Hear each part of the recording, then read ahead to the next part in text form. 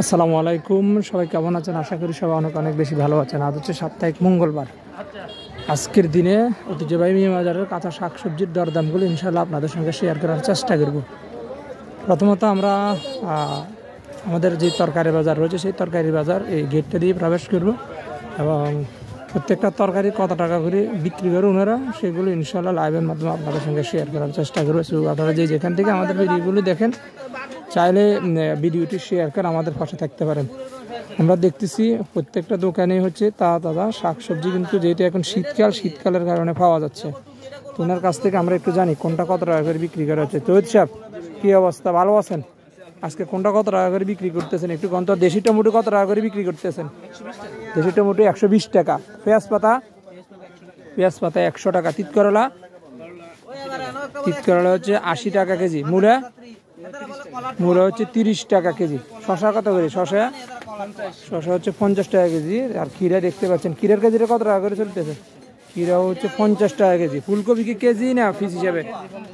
ফুলকপির কেজি হচ্ছে 50 টাকা ধরে চলতেছে। আর শিম দেখতেছি আমাদের দেশীয় শিম কত টাকা ধরে চলতেছে? 100 টাকা।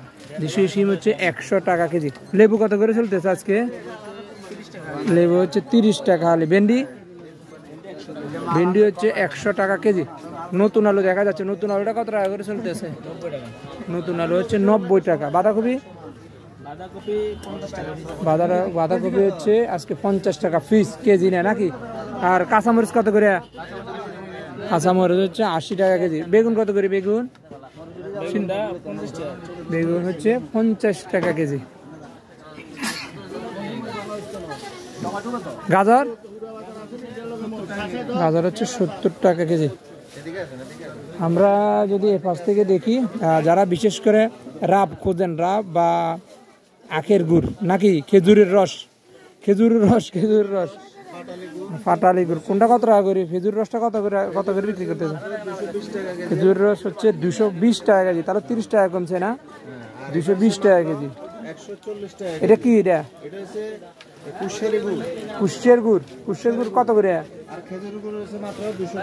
এইগুলো কত করে? 140 টাকা কেজি। ছোট ছোট এগুলো কিসের গুড়? এগুলো কত করে বিক্রি করতেছেন?